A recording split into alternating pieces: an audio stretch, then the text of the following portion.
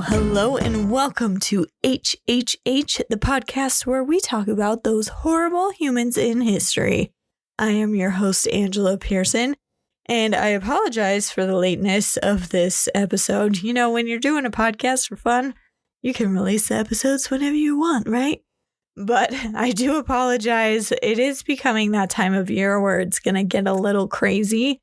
And going along with that, just so you know, I am going to take a break in the month of December just because you guys know how life is.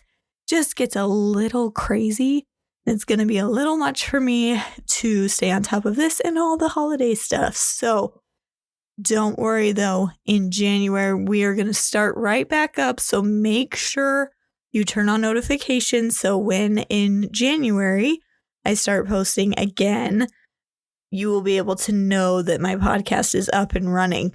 But don't worry, still have another episode after this one, so just hold on. But welcome today. Thank you so much for listening in. If you are new to this channel, be sure you like and subscribe. I hope you enjoy all the fun, spooky stories that we talk about. And if you've stuck with it this whole time, thank you so much. I genuinely appreciate your support of my channel. And hope you are also enjoying this. And if you are, make sure you're liking and subscribing as well. And like I said, turn on the notifications so you get notified when I post my episodes. Typically, they will be posted on Wednesdays. But lately, it's been a little scary. Things have been a little crazy. So I'm getting around to it. Hopefully, we'll be all caught up after the holidays. So you won't have any delays in episodes. But if you have any requests, I also want to add this. If you have any requests of people that you would like to hear about, I have one that will be coming up soon from Sam. Thank you. But if you have any requests, please let me know. I love getting requests because I want to talk about who you guys want to hear about. But with that being said, today we are going to be exploring one of the most shocking and controversial cults in Australian history. It's a cult that goes by the name of, quote, the family. How creepy is that? This was a group that was manipulated. It kidnapped children and caused untold suffering to many people, all under the guise of spiritual enlightenment. Their leader, Anne Hamilton-Byrne. Oh my gosh, I literally just listened to how you say her last name because I didn't want to butcher it, and I'm butchering it. Byron? I think I said that wrong. I'll double check. But anyways, Anne Hamilton was their leader. So it's time to dive into the story of how the family and Anne Hamilton rose to power and how they believed that this woman was going to be their salvation. Let's dive into this.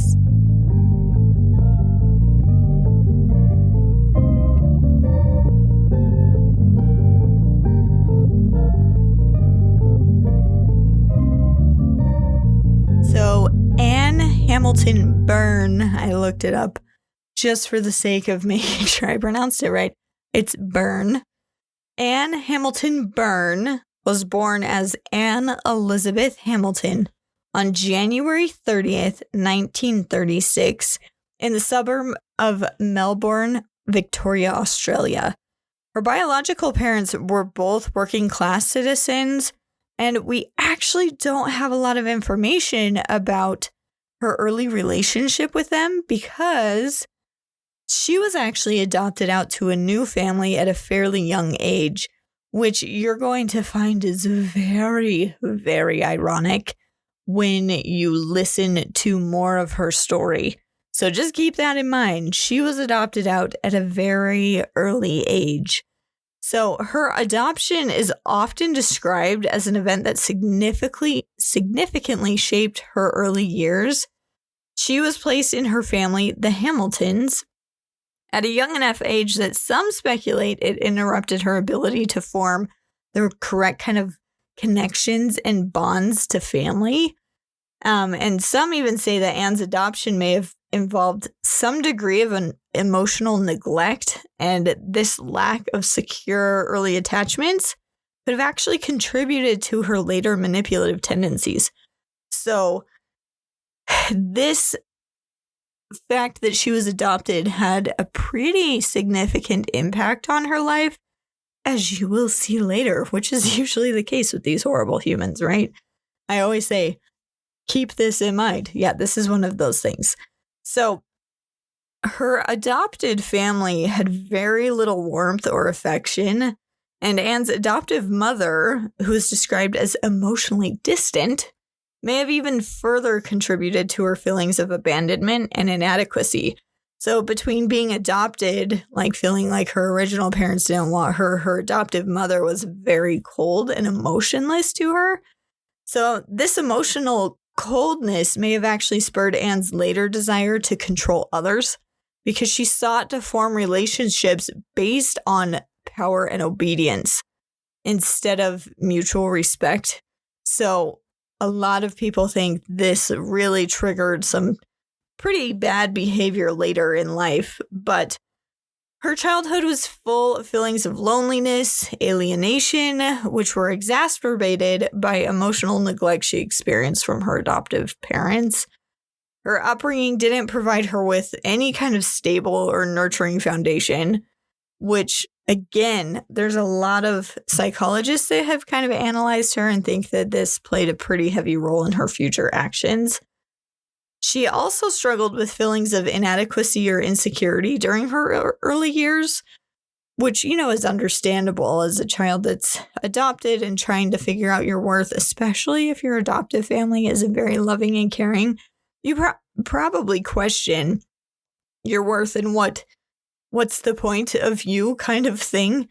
So her eventual obsession, she became very obsessed with perfection, both for herself and her eventual followers in this cult, but getting ahead of myself. But anyways, her childhood really had a huge impact on future Anne and her behavior. So her childhood was not easy, and she always struggled for attention, and she really tried to get control of her situation.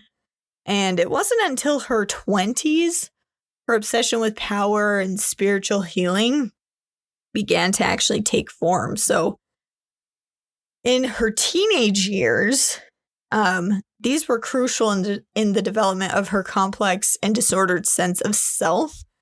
Like many, many teenagers, I don't know about you guys, but when I was a teen, it was really hard to feel like you fit in.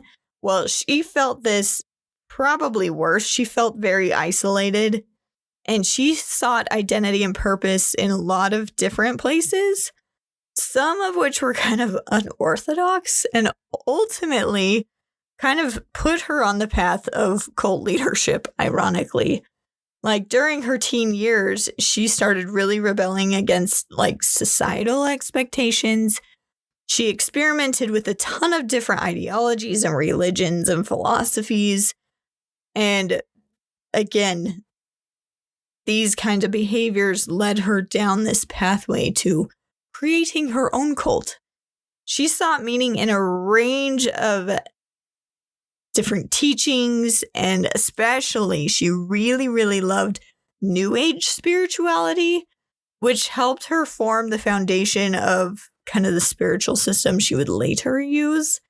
In her early adulthood, Anne began exploring these New Age ideas, seeking spiritual guidance from a range of gurus. She also, played around with hallucinogenic drugs and things like that kind of helped her have visions and, those kinds of things. In the 1960s, she actually became involved with a variety of cult-like groups, experimenting with Eastern mysticism and meditation. However, it was meeting a man named Bill Hamilton, who is a psychiatrist and a doctor, ironically, that would actually set the stage for creating the family cult. So in the late 1950s or early 1960s, Anne actually married Dr. Bill Hamilton, the psychiatrist that she met, who actually really was interested in the same kind of spiritual things. So that's why they clicked really well, is they really both were into the New Age spirituality. And you'd think as a psychiatrist and a doctor, he might know better than to go down culty paths. But, you know, when you get two people who think alike, it's kind of hard to stop them. So it's not really clear whether Anne actually married Bill because they were actually in love, or it was more of a like strategic way to gain influence in the medical and spiritual communities. Because he had a lot of connections, and if she could convince him, he could convince others to follow her, right? So Bill was a very important figure in the development of the future cult of the family, as his connections to the medical background actually really, so this is why we think it might be a strategic move on her part. It really helped Anne convince others of her legitimacy as a spiritual leader. So his background helped Anne convince other people that she was legit. So, anyways, together they began to form the foundation of what eventually would become the cult called the family. So during the 1960s, so late 1960s and early 1970s, as Anne delved deeper into the world of spirituality, she began to view herself as not just spiritually superior than other people, but someone with true divinity and authority. So she's starting to dive off that deep end, and the drugs are playing a pretty heavy role in this, because Bill would also take the drugs with her, and I'll explain that a little bit more and how that helped convince him about her authority. But in the New Age spirituality and her quest for personal power, these all collided at the same time in her early adulthood to start creating this blend of Eastern philosophies and Christianity and personal mysticism. And she began to construct a really interesting worldview of herself. And like I said, saw herself as a divine figure. And she fully embraced that idea, like head first dove in and started to embrace the idea that she was the earthly manifestation of Christ. Yep, you heard that right. And this belief would later become the central tenet of the family cult. This was a very key moment in Anne's psychological and spiritual development. She saw herself as not just a human, but as a chosen being with godlike authority. Not only that, but it goes a little further. She is the earthly manifestation of Christ. And Bill would go full into this as well, because like I said, while they were on drugs, he actually had a vision of her as the reincarnate Christ. And so that is why he believed in her, and they were so gung-ho about starting their new cult. So, like I mentioned, Bill was a psychiatrist, so he had a lot of influence over people, and he also had the ability to manipulate and control other people. Because, you know, I've mentioned this, I have a bachelor's degree in psychology. We study behaviors and how to influence behaviors. Not necessarily to control people, but when you know how people's brains work and how people function, you can easily manipulate them. And that's exactly what Bill was able to do. He was really able to manipulate a lot of people into believing Anne, and Anne began using these psychological tactics as well, often combining the psychology with spiritual teaching to gain followers and establish her position of authority. So the mixture of the spiritual and psychological manipulation really helped her secure a pretty decent, devout group of followers who believed that not only was she a spiritual leader, but she was a godlike figure. So Bill Hamilton, like I said, was very key in this as well. He supported her and really believed that she was a divine leader. And together they began recruiting followers and creating a group of people who really believed that Anne was the incarnation of Christ. And she preached that she was a spiritual being sent to, quote unquote, save the world, and that those who followed her will be granted eternal life. Yeah. Believable. Really believable. So by the early 1970s, Anne Hamilton-Byrne had formed the family. Like I said, this cult took place in Australia, and her divine mission was to save the world, like I mentioned. And she was not content with just having a small group of devoted followers. She literally wanted to make the family something ginormous, like almost like they were the master, not necessarily race, like master religion that would take over the world kind of feeling. I know it sounds silly, but that's genuinely what she was thinking. So the cult's headquarters were actually a sprawling property in the Victorian Hills of Australia, and it became the epicenter of the operations for her new cult. So Anne's claim to being the incarnation of Christ was central, like I mentioned, to the control over the family and its followers. And the whole time I was learning this one question just kept coming back into my head. Why did they believe this? Like, what was the thing that made them believe it? And then the more I learned, the more I was like, oh, it was the drugs. I see. The drugs. That's what it was. Because LSD was one of the key things that they used a lot in that cult. Anyways, we'll get back to that. So Anne was actually really highly charismatic, and like many cult leaders, like we've talked about in the past, she had a remarkable ability to draw people in. She presented herself as calm and self-assured, a woman who could exude authority and confidence, and had qualities that are very appealing to those looking for guidance or answers.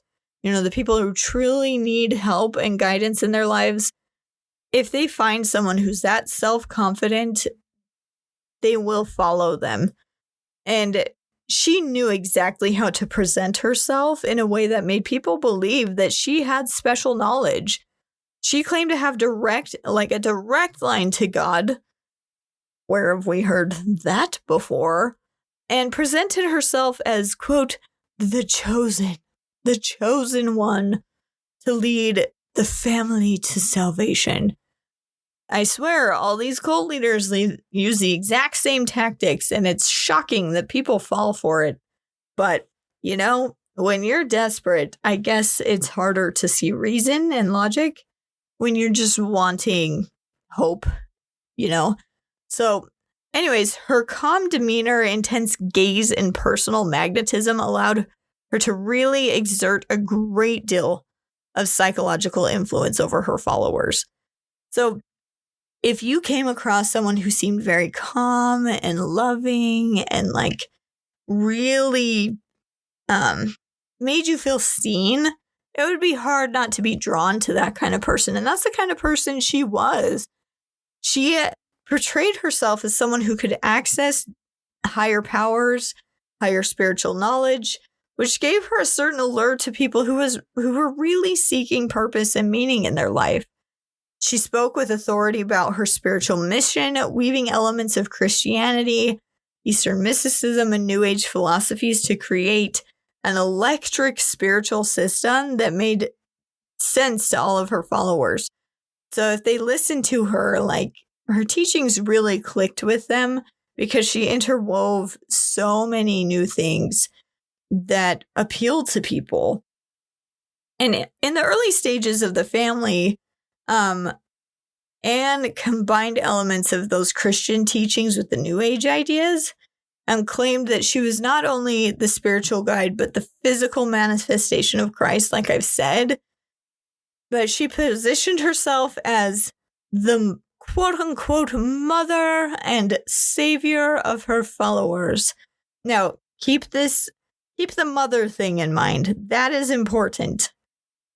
The I am mother, you listen to me kind of thing. I don't know if you've heard that song. That's a great song.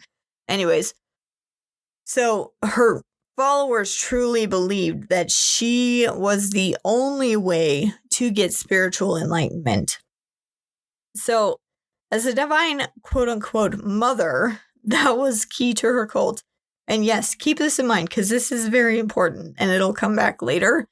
But she believed she could purify and save everyone. And she embodied maternal warmth and a higher, almost godlike power. And in the group's hierarchical structure, she was seen as the divine mother figure who could grant eternal life and spiritual purity. And this concept of a female messiah resonated with a lot of her followers who were searching for that sense of belonging and purpose. And at this time, like in the 1970s, women were really starting to come into their own. Like they had been, not at this time, they were granted the ability to vote way earlier than this, but they were also now exploring their sexuality more and becoming more independent and finding careers. And so a female messiah connected really well with a lot of female followers, and even some male followers were just like, yes, that's exactly what should happen. It makes sense. So that was a pretty big draw for a lot of people. So, anyways, Anne's followers came to believe that she was literally a direct descendant of Jesus Christ. So even if they didn't necessarily believe she was Jesus Christ, they believed she was a direct descendant and was basically the reincarnation of Christ sent to lead humanity to spiritual salvation. And she often told her followers that she was chosen by God for a higher purpose, and only through her could they achieve enlightenment and eternal life and blardy, all the promises that every cult leader ever makes. Now, her followers were often very isolated from the outside world, which further solidified her control over them. So, where have we heard all of that before? Making sure they can't talk to anybody else or interact with other people. So the more cut off they were from external perspectives, the more reliant they became on Anne's visions of reality. So if you're not knowing what's going on, you're really dependent on that person to tell you what's going on in the world. So they were actually secluded up in that rural ranch in Victoria, where they lived in near total separation from the rest of society.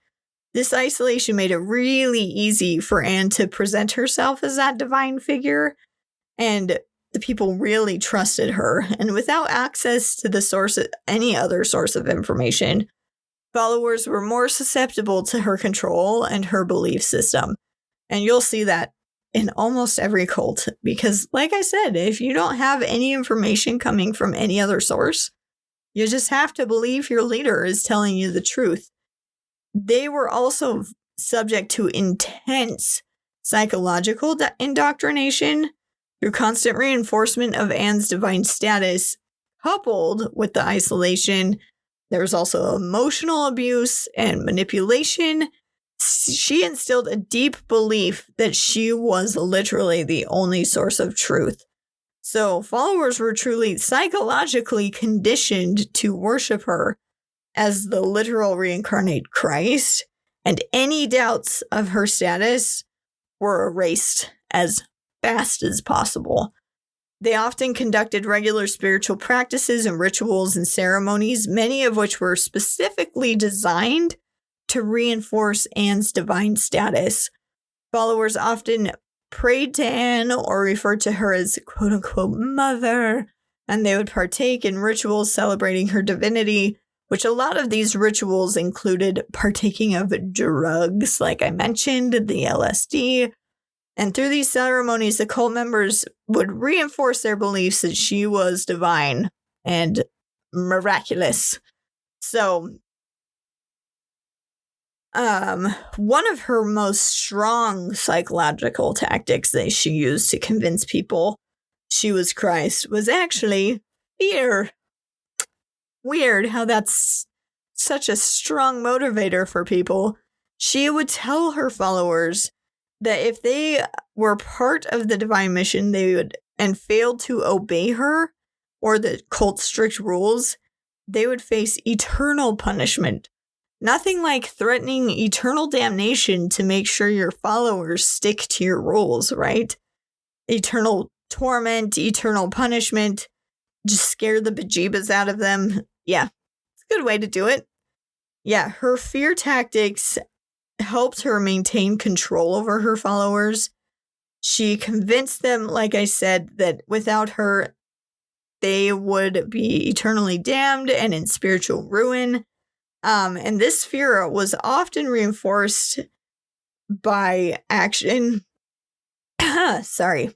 And the followers were told that anyone who left the group or disobeyed would be doomed to a terrible fate. Yeah, it sounds like a threat to me. And I know what you're thinking. Like, we've talked about some really horrible people and some horrible things that they've done. And, like, they've killed many, many people. And you're like, okay, well, she has convinced a lot of people that she's Christ reincarnate in their occult. What? I mean, it's pretty bad, but not as bad as what we've heard. Well, just hold on, okay? I gotta keep telling the story. Just hang on. We're getting to the horrible part. I promise, it's a cult. You know there's gotta be something. So, anyways, back to my story. Just be patient. Jeez Louise. So, I want to go back to the idea of her being the divine mother. Remember, I said this was important.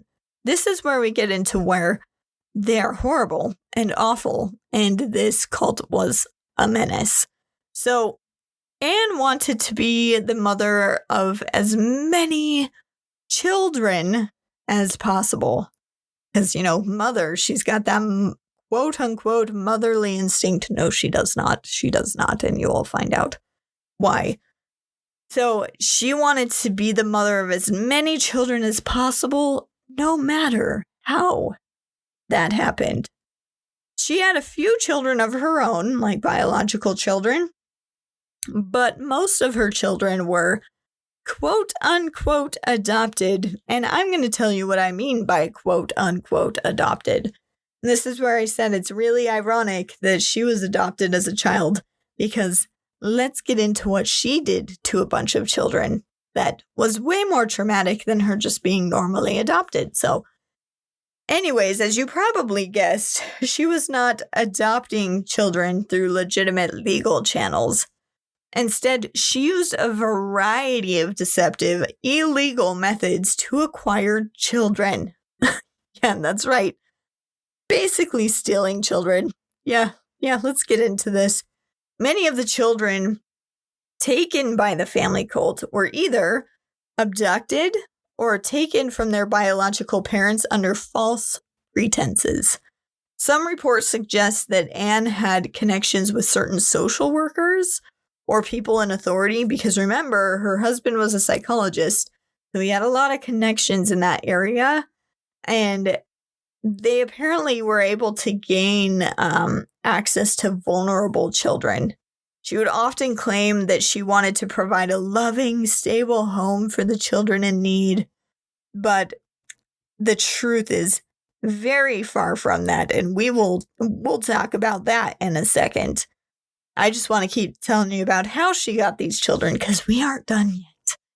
So, many of the children were taken from state-run foster care systems. Some parents were told that their children would be going to a place and they were going to be placed in a loving home or offered better opportunities. But in reality, they were brought to the family's compound, where they were often never allowed to see their biological families ever again. If you know anything about the foster system, the goal is to eventually get your children back or get them back to their parents. But in this case, they refused to return the children. They also believed that Anne and her followers sometimes went outside of Australia to adopt children illegally from other countries, or they would arrange for the children to be brought into the country through some shady means. For instance, one of the key members of the family, a man named Dr. Rayner Johnson, actually helped the group with medical cover-ups. And some children were purportedly given false identities and backgrounds. Like, he would create false documents like birth certificates and those kinds of things to prove that, oh, they've always been a child of the families. Yeah, super sketchy. So while many of the children were brought into the cult under the guise of adoption, there were also instances where children were literally abducted by cult members. So not only do we have children being obtained illegally in different shady ways to adopt, you can hear me saying air quotes, adopt them. One of the most disturbing tactics involved taking babies directly from the hospitals. Cult members would sometimes visit hospitals, posing as relatives or friends of the parents, using fake paperwork or identities to take newborns away. In some cases, the real parents weren't even told that their babies had been taken. Excuse me? You didn't tell the parents that their baby was kidnapped? How, what, why, what did the parents do? Like, how did they react? Like, I just had a baby. Oh, baby's gone? Oh, that makes sense. Let's go home. Like, what? How did the parents not question this? Or did they? And, like, nothing could be done because the babies just disappeared. I don't know. Like, that's all the information I got is they snuck into hospitals and stole babies. So what did the parents do? I don't know. That's a great question. You have a question? So do I. And it wasn't just infants that were targeted, by the way. So not only are they stealing babies from hospitals, oh no. Older children are also being kidnapped or convinced to leave their homes. These children were often from dysfunctional or troubled families, so they targeted these children because they knew they could convince them, you know what, we have a better life for you. Come this way. Come, child. Come with me. Which made these kids very vulnerable to this kind of manipulation and convincing. So, yeah, they were a network of people kidnapping babies and children and just collecting children like trophies. This is where the horrible humans come in. Like, what is this? Like, this is so horrible. And the family was a very organized operation that involved a network of people throughout all industries like psychology, social work. Like, they had connections everywhere to be able to do these things illegally. So most of these people helped secure these quote unquote adoptions for these children. Now, sometimes members of the family would pose as social workers or employees of government agency, and they would infiltrate the child welfare system, gain access to children in care, And through a mix of, charm and lies and manipulation, they could convince social workers that they were suitable adoptive parents and they would just take the children away and you would never see them again. There are several accounts where Anne and her followers would create fake adoption papers and falsify the background of children that they were taking in. And these papers made it seem like they were legally adopted children, when in reality, all these adoptions were fraudulent. These were like kidnapped children. And cult members would often forge documents to create new identities for these children. Like, how messed up is that? Like, why? Why? She just wanted to be the mother of all, so why not still everyone's children? It makes total nonsense. Like, this is insane. So once the children were brought to the family, they were subject to very strict and isolating conditions that kept them under total control of Anne. The children who were adopted by the family were given new names, and often their hair had to be dyed blonde to create a sense of uniformity and belonging. She genuinely wanted all of her children to be like little Aryan perfect clones of each other. And she would even dress them in the same outfit. So dye their hair blonde and dress them all the same to try and prove to probably the children and everyone else that, yes, you're biologically all the same. You're all siblings of each other. And her desire to create a perfect family was perfectly reflected in the way she manipulated these children. She would often tell them that they were special or chosen, but their biological families were not fit to raise them because they were the special one and their family was not. And the children were forced to believe that they were, quote unquote, saved by Anne. She saved them. She saved them from their biological families, which I feel like as a child would be very traumatic to hear and like be told about the family that you knew. Like I'm saved, but my family won't be. That would have been very traumatizing for me as a child because I really loved my family. And so this just makes me sick that they did these things to these children. So after their arrival, they would be secluded in the compound in rural Victoria. Like I said, everyone was cut off from the outside world, especially the children. And they had no contact with people outside the cult. So imagine, like, as an adult, that would be hard. But as a child, you don't know anything else. So that's incredibly controlling because that's all they know. So it made it really difficult for children to communicate with anyone who might be able to help them. So even if they were kidnapped and realized, oh no, this is a terrible situation, I need to get out of here, they had no way to do it. They had no one to talk to be like, hey, these crazy people kidnapped me, because they weren't around any other people. So Anne maintained very strict control over the children, subjecting them to physical abuse. Like, I heard a story, one of the children, who's now an adult, said that she got attacked by Anne with a stiletto and was being hit and beaten with this stiletto heel, which, by the way, Anne really gussied herself up to make herself look really pretty and fancy. You see pictures of her, she looks like probably a housewife from some show. She just always made herself all gussied up and would get plastic surgery so she would look younger. Anyways, that's beside the point.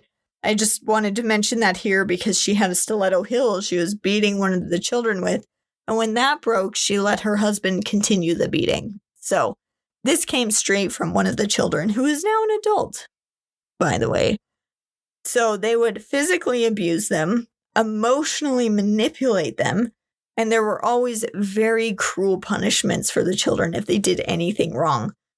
And like I said, some were physically beaten if they did not obey orders or showed any kind of resistance to what they were being taught, they were beaten. Others, like if the adults were convinced that the child was lying about something or wanted answers, they would actually take a bucket and fill it with water and dunk the children's heads into the bucket over and over again, basically waterboarding them until they would admit to the truth of whatever they were asking, even if it wasn't the truth, that kind of thing. So anyways, so it was a very physical, abusive situation and probably very traumatizing for these children. And like I mentioned, they were also subject to manipulation psychologically, and being told that they were part of a divine mission and that disobedience would lead to dire consequences. And I'm sure as a kid, you take that way more serious than you would as an adult.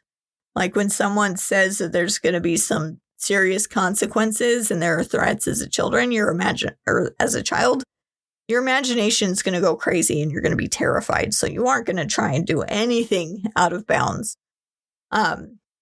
They also, would have visitors occasionally to come and check on things, and they would make the children hide in this teeny tiny little secret space. Like I watched an interview by one of the children, and Anne denied that this ever happened, but they were on the ranch that used to be the compound for the family, and this girl, who's now an adult, led the reporter directly to the little hole in the wall. So, yeah, it happened, irregardless if you think it did, Miss Anne, or not. There is physical proof that what this girl is saying is actually true, because Anne kept saying in the interview, "Oh, children just make things up. Children make things up." She was actually a little out of it and not super coherent. She seemed a little crazy. I mean, if you couldn't tell based off of the fact that she started a cult and thought she was Christ reincarnate. She's a little nuts. Anyways, one of the most iconic and chilling aspects of the family was the way that Anne styled her adoptive children. Like I said, she wanted them to appear as the perfect family, which meant they all dressed the same and they had to alter their appearance to fit exactly what she believed the vision of a perfect family would look like. And Anne had the children's hair, like I said, dyed blonde, regardless of their natural hair color. And this was part of her delusional belief that she was their mother and was going to be the mother of a superior race, and that her quote-unquote blonde children were a mark of her supposed divine status. Some of the survivors of the family have described this as one of the most psychological damaging parts of their upbringing, as it really made them feel like they didn't even belong in their own heritage or identity. So it was literally wiping away their past and saying it wasn't good enough, and basically saying they weren't good enough. So they're all dressing the same. They have the same hair color and clothes and everything. And seriously, if you ever see pictures of the children, it's creepy. It's super duper creepy. And it just cemented their sense of conformity and disconnected them even further from the outside world by forcing them to do this. So after the family was exposed, many of the children who had been adopted by the cult were able to track down their biological families or reconnect with their past. So thankfully, a lot of these children were able to escape once the authorities realized what was actually happening and raided everything and saw that this was not a safe place for these kidnapped children. So in the years that followed the exposure of the cult, several legal investigations into the adoption practices used by the family were launched. And some of the children who'd been taken from hospitals or biological families, like I said, were able to reunite with their families, while others really struggled with the trauma of being raised in this cult, the girl that I watched the interview for actually tried to commit suicide and lost her leg in the suicide attempt because she was so traumatized by what took place in this cult. She did say that she was grateful that it didn't work and she is forgiven Anne and everyone in the cult and is moving forward with her life and is now happy. So it ended well for her. I mean, after a lot of processing and psychological help, but she was able to move on. And she was the first of the children to really, take legal action against Anne and her cult.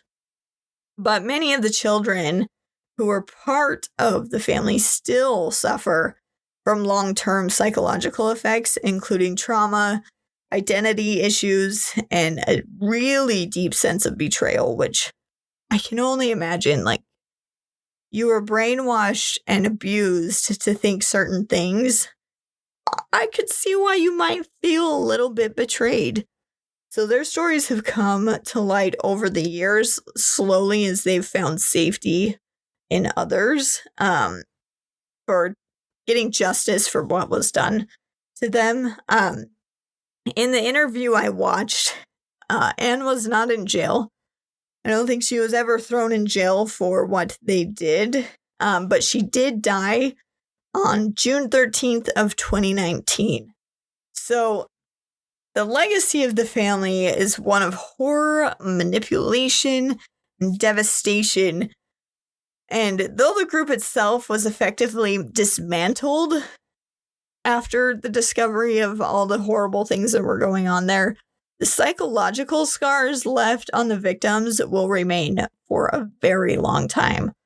Some of the children who grew up in the family have since come forward to tell their stories, and they describe the lasting trauma caused by their forced isolation, abuse, and manipulation they endured under Anne's control.